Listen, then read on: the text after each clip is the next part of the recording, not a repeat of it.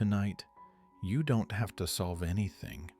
Not your past, not your future, not the unfinished conversations, not the list of things your mind keeps taping to the inside of your forehead. Tonight, you're allowed to be a person without a task attached to you. So, wherever you are, under a blanket, on your side, on your back, let the bed hold the weight that you've been carrying alone. Take a slow breath in and let it out like a long, quiet sigh. Again, in and out. Good. Now, imagine this. There is a small town that only exists at night. It doesn't appear on maps. It doesn't need to, because it isn't meant for running. It's meant for resting. And in that town, there is a place made especially for minds that overthink. A gentle place where thoughts don't have to disappear. They just have to soften. And tonight, you find your way there. Not by effort, not by figuring out the perfect method, just by letting the story carry you. You arrive on a quiet street under dim, honey-colored streetlights. The air is cool, clean, like it's been rinsed by moonlight. Your feet make the softest sound on the pavement. Somewhere far away, a wind chime moves once, then goes still. You look up and see a sign hanging from a small building. The sign reads, "The Night Harbor for Overthinking Minds." The letters aren't bright. They don't shout. They simply glow. You step closer. There is a wooden door with a round window like an old ship. Beside the handle is a small brass bell. You don't rush. You don't second guess whether you belong here. You do, so you push the door gently and step inside. Warmth meets you first, the scent of chamomile and cedar.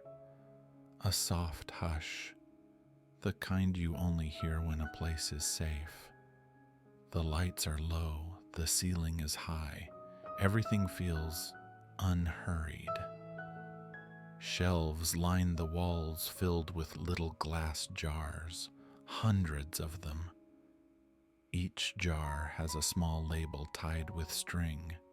You realize these jars are not spices, they're thoughts. Not the loud, sharp kind, but the kind that need somewhere to go. Behind a counter stands a person with calm eyes and a sweater the color of dusk. They don't ask your name. They just smile like they've been expecting you. "Welcome," they say softly. Overthinking minds are very loyal. They try so hard.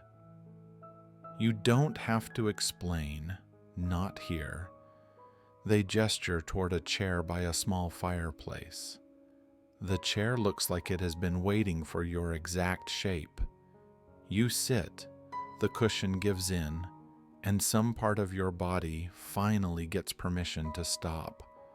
A warm mug is placed in your hands, not too hot, just enough. Chamomile, a little honey. You take a small sip. It tastes like being forgiven. For a moment, your mind tries to analyze, but the room is gentle, and your thoughts begin to settle, like birds at dusk. "You don't have to stop thinking," the person says. "Just stop gripping your thoughts like they're all emergencies." That lands softly, but deeply, because your mind treats everything as urgent.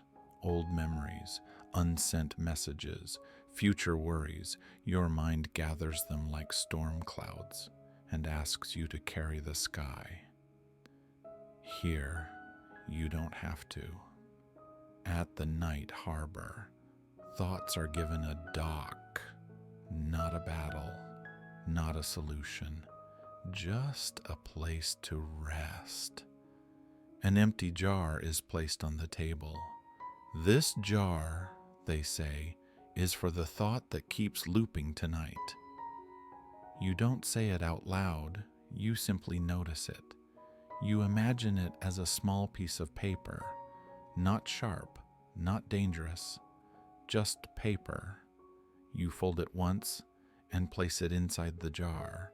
The lid closes softly. It can stay here for the night. Your shoulders drop just a little, and that is enough. The door opens again. Night air, cool, still. A wooden boardwalk leads toward the water. The harbor breathes, not crashing, not rushing, just breathing. A small boat waits, blankets inside, a lantern glowing. "This boat," they whisper, "doesn't go far. It doesn't need to." You sit, the boat drifts, no engine, no effort, just movement without control. And your body remembers. You don't have to push all the time. The lighthouse appears, steady, patient. Its light turns slowly, not searching for danger, just offering direction. Floating lanterns rest on the water, each one holding a worry. You place one inside. You let it float away. It doesn't sink. It doesn't explode. It drifts with the others. You are not alone. The boat moves again toward a quiet library. Inside, books with simple titles, things you can't control, things that can wait, things you survived. One book reads, "Tonight is not for fixing." You open it, you read, you are allowed to pause, you are allowed to be unfinished. Sleep is not earned, sleep is returned to. Your body listens, not your mind. One question is placed in a basket. It can rest.